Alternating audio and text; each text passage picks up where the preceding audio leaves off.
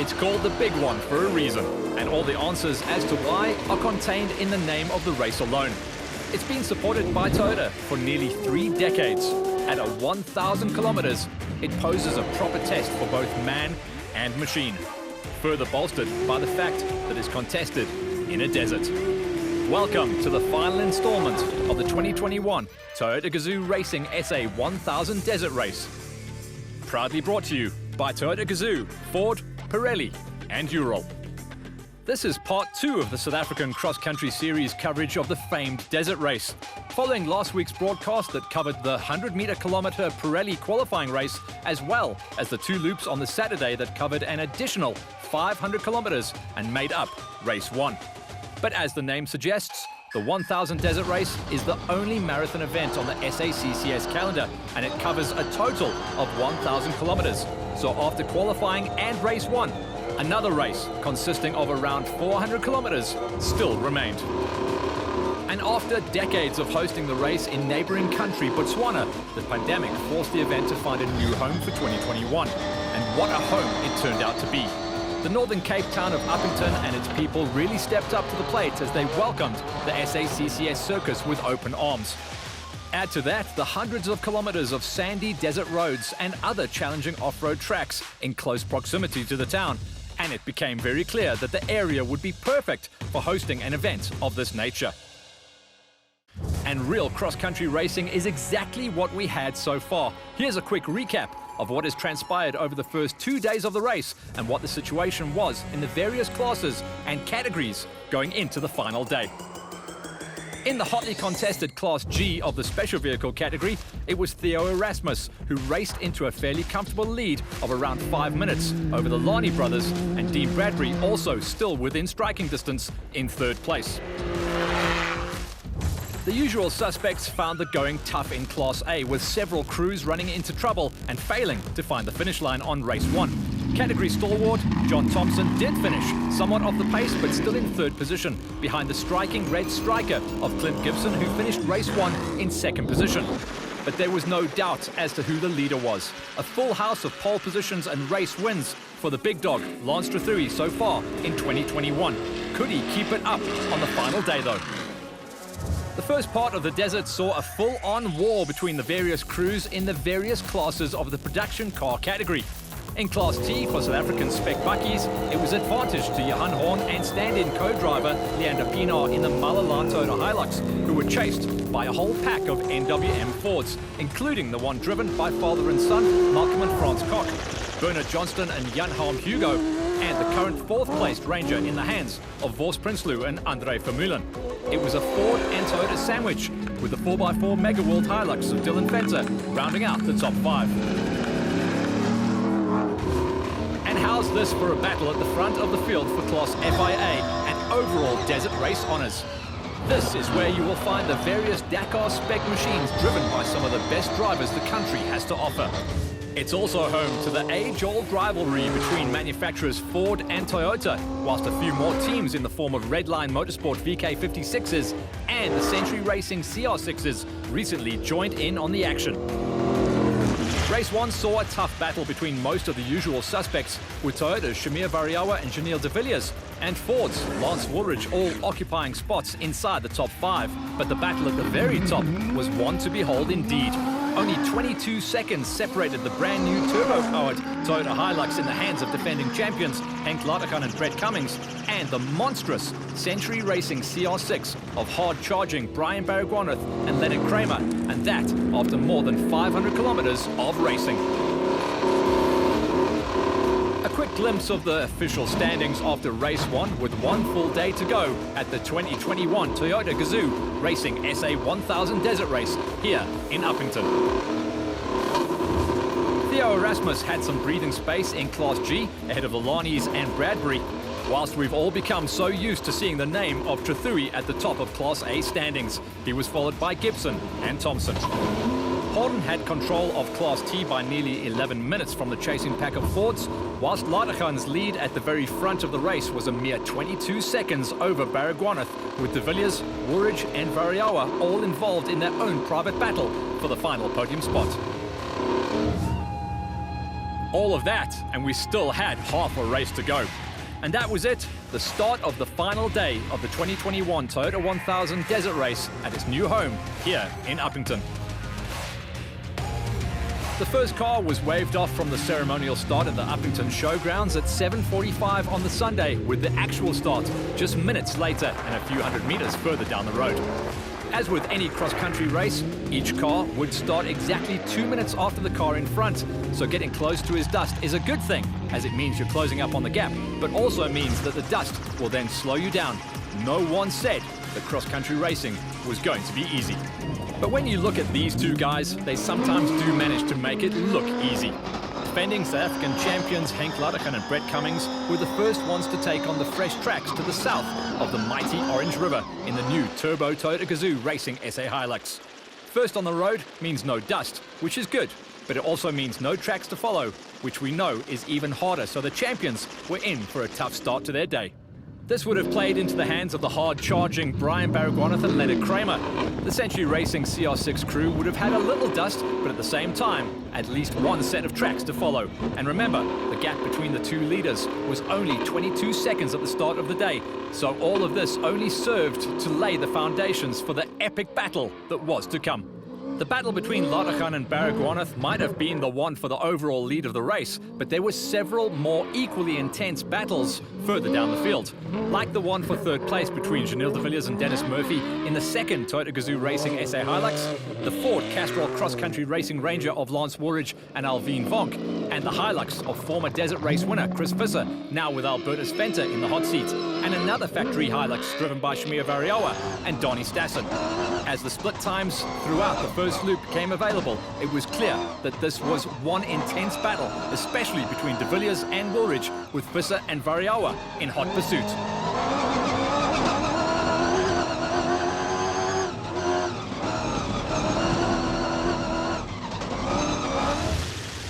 As we let the battle at the front rage on, let's see what happened further down the fields as the cars started to reach the end of the first loop. In Class T, Vos Prinsloo and Andre Vermeulen received a hefty time penalty after failing to complete the Friday qualifying session.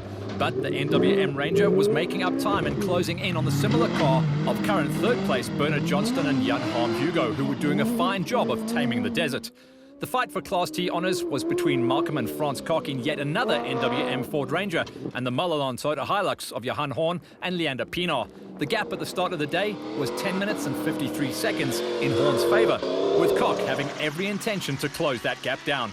More than 2 hours later, it was pretty much status quo, as the gap between the two front runners in Class T had barely changed and it was still advantage Horn. Let's hear from the Mullalon man. The first half was rocky. So we were cautious there, but unfortunately we got a puncher. So we lost some time there.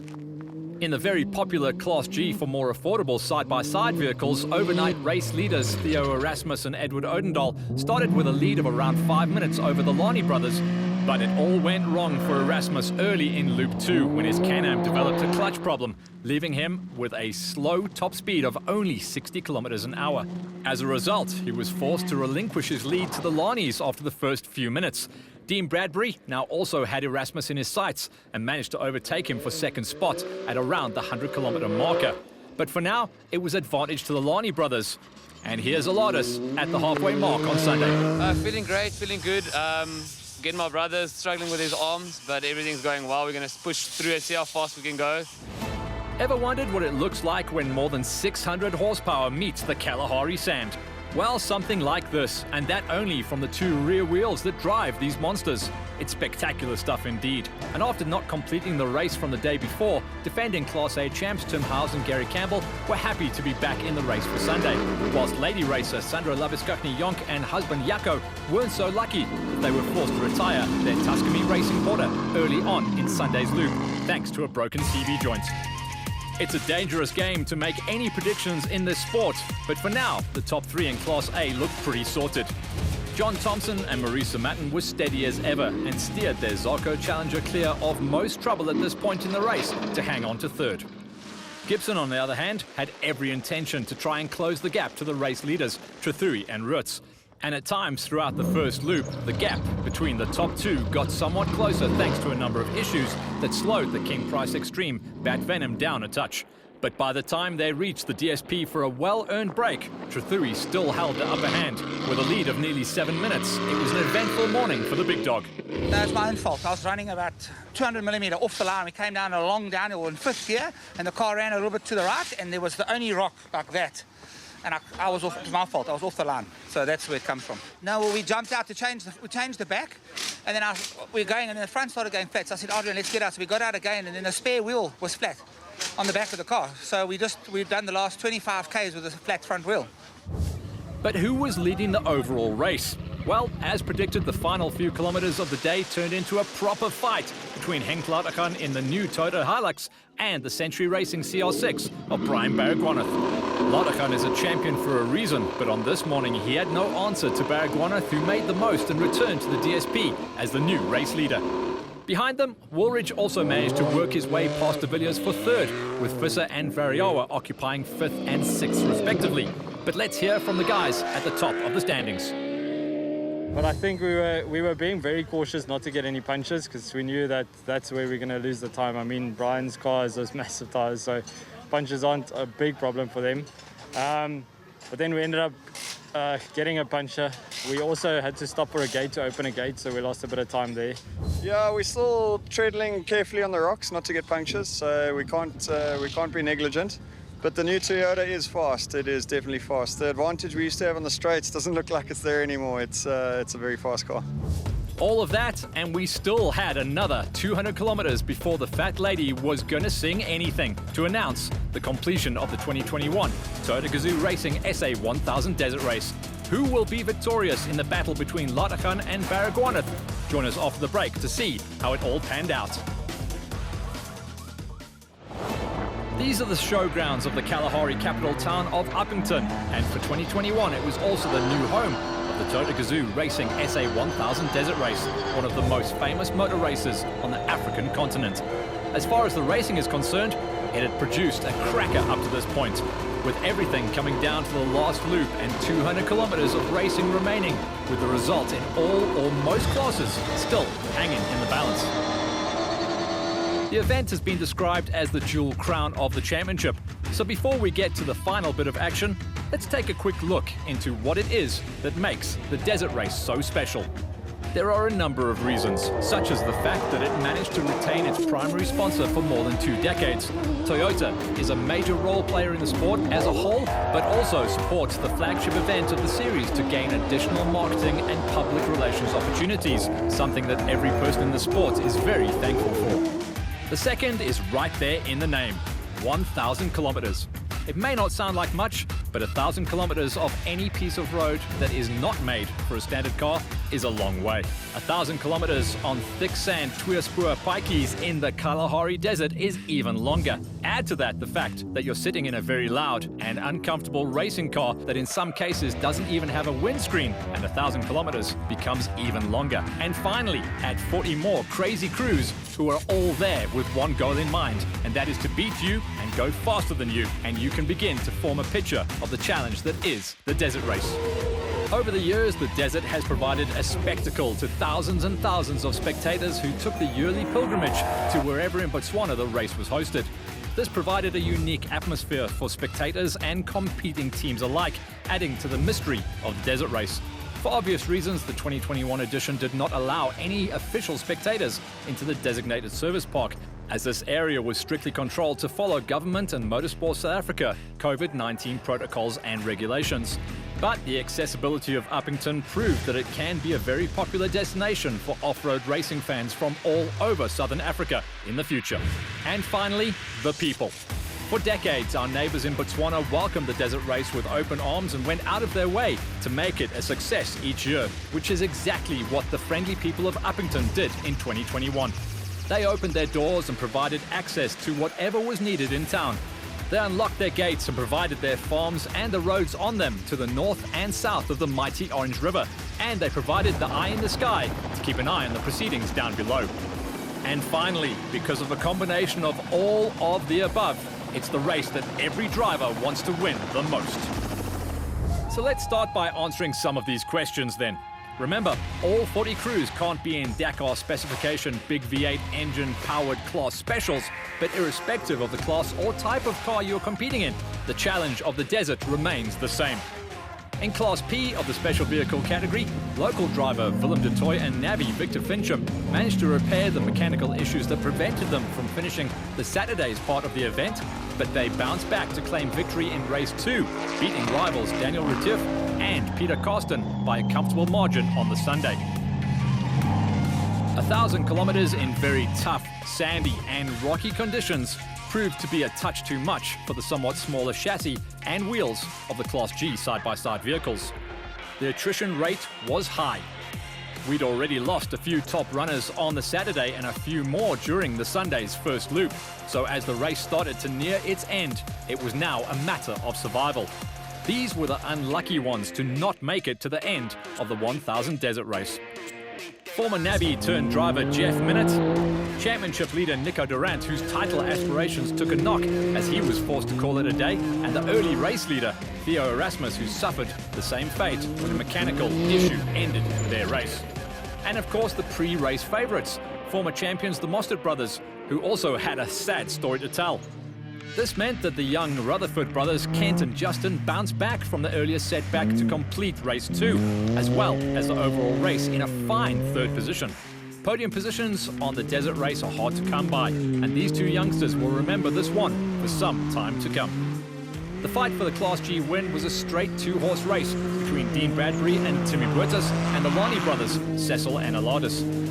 The latter went into the final loop with an advantage, and although he tried, there was nothing that Bradbury could do. In the end, the Lonnies were declared winners by a margin of just more than 6 minutes. Let's shift to Class A, where the desert was also taking its toll at this stage of the race.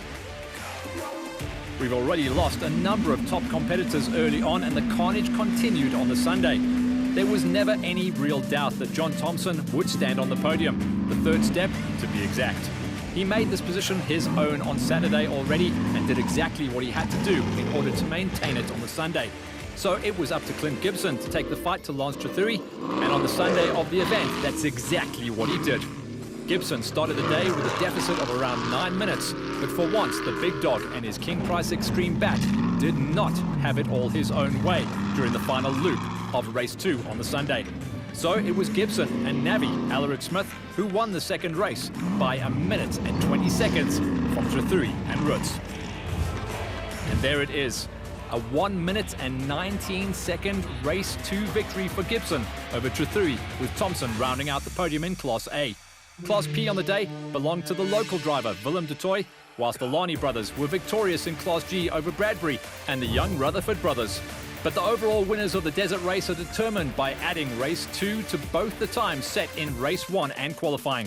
This didn't affect the standings in Class G, as the Lonnies remained on top, but Retief takes Class P ahead of de Tooy, whilst Trethewey and Roots return to the top of the Class A standings, as they had done enough over the weekend to record yet another overall victory.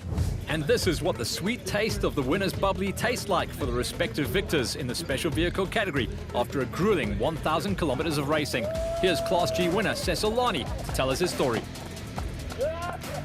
Yeah, well, what can I say? It must be beginner's luck.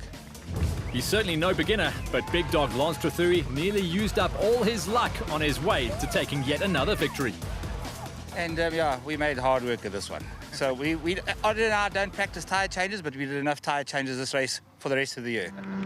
Back to the Buckies with windscreens, and more specifically, the ones in Class S. There were only 2 of them, but both made it to the end, with racing stalwart Jannie Visser and son Chris beating out rivals and local farmers, Piet Kotze and his son Benjamin, to the finish.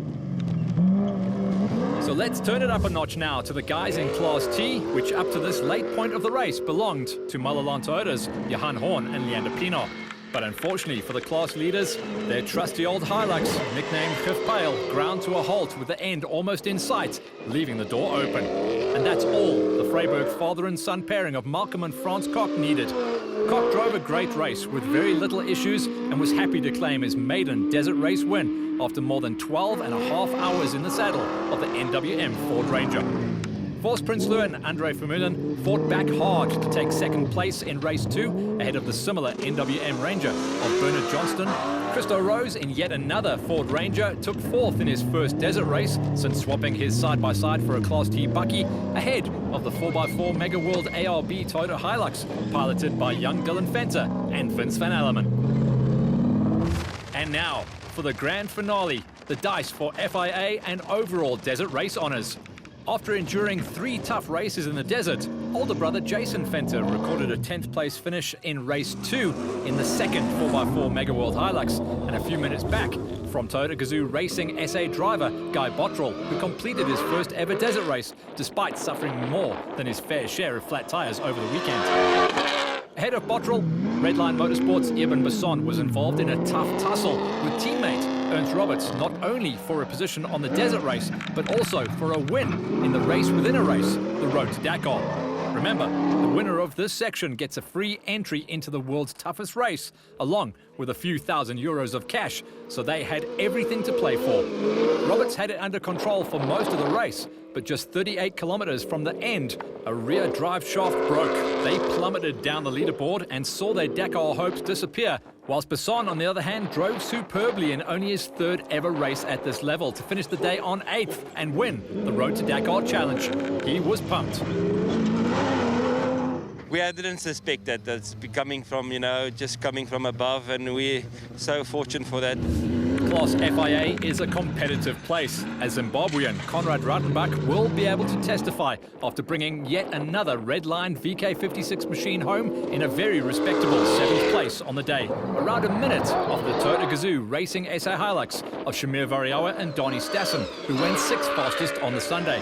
This is a very competitive part of the field, as a single minute here or there could mean the difference between a podium finish or a 5th or 6th place. And the podium is exactly what Janelle de Villiers was hoping for at the start of the final day. The multiple champion started the day in 3rd, but also suffered from several flat tyres and even got stuck for a little while. And this was all that Lance Woolridge and Chris Visser needed. The Castrol Ford of Woolridge and the Hilux of Visser had been in a tough fight all day. It was a great fight to witness, one that saw Visser come out on top by a mere 15 seconds on the day. So there was only one more question to answer. Who was going to win the 2021 1000 Desert Race? Everyone knew it was going to be one of these 2 crews, but which one? Brian Bergwanath and Leonard Kramer had already moved into the overall lead late in Loop 1. But now the roads were open, Lottachan had every chance to fight back in an effort to chase the CR6 down, but it wasn't to be. Halfway through the last loop, the Hilux broke a drive shaft, leaving the champion with only 3-wheel drive. And that's not what you want in these conditions, whilst a few additional punches didn't help his cause either. Bergwanath, on the other hand, well, he didn't put a foot wrong in the big 2-wheel drive buggy and extended his lead, crossed the flying finish and claimed his first ever overall and desert race win in the process. A popular victory for the man with a bright future. So this is what the timesheets revealed for the Sunday's portion of the race.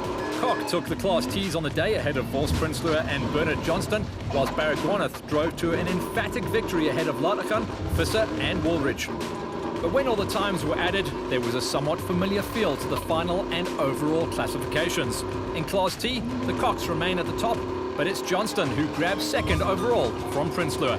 And it remains a popular overall victory for Bergwanath ahead of Lottachan, but it's the Ford of Lance Woolridge who climbs up into 3rd overall for the race, followed by Visser and de Villiers.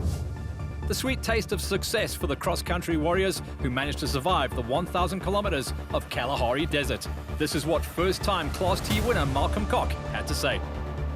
I think this one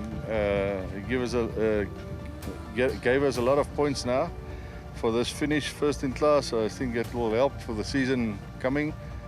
As far as Class FIA is concerned, 3rd place Lance Woolridge knew that this was a crucial step as far as the overall championship was concerned. Yeah, I'm pretty happy. My personal goal this weekend was to finish ahead of Janelle, to try claw back some points. And obviously Hank's done really well now. And Brian. So yeah, it's really, really exciting, really competitive. We're in for a very hectic year. And what a battle between Lottachan and Bergwanath for the overall victory. Lottachan came close, but not close enough. Yeah, it's been a long time coming for Century. I'm really happy that they can get this win. they've worked so hard through the years, and yeah, it's just nice to finally get it. I tried to keep it clean because I knew there was going to be a lot of punches, but it's so difficult not to get punches. We ended up getting them in any case. So sometimes it feels like when we're pushing harder, we're getting less punches. So maybe we'll just do that next time. And that was all she wrote for the 2020 Toyota Gazoo Racing SA1000 Desert Race. What a race and what an event. Thank you to Uppington and everyone who made it possible in the first place. It was a team effort from people like Rian de Jager and Wouter van Zyl, who along with others are still doing their utmost to minimize the impact on the environment to ensure the return of this great race to the area and its people that enjoyed it so much. Next up will be round 4 of the 2020 SACCS. It'll only be around 400 kilometers from Uppington on the edge of the Kalahari on what will be quite similar conditions. We'll see you in Vryburg on the 13th and 14th of August. All this action was proudly brought to you Toyota Gazoo, Ford, Pirelli and Ural.